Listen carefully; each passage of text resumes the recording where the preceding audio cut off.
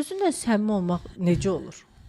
Biz əslində orada deyirik ki, özündən amansız səmimi ol, digərlərin isə amansız sevgili ol.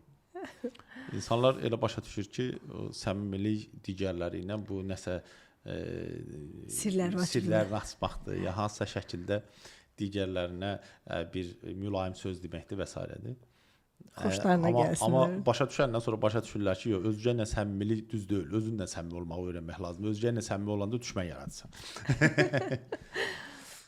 Səmimiliyin kökündə nədir? Yəni nə var o cürdə baxa bil də. Sən özündəkini olanın üstün bağlamaqla, özünü yalandan mən yaxşıyam deməklə kökdəkini görə bilmirsən axı. Özün özünə bir o deyir, rozva açıq söhbəti var. Bir açıq geyinmisən, bir eynək qoymusan gözünə və oradan baxmaq istəyirsən özünə. Təmiz bax özünə, gör özün kimsən.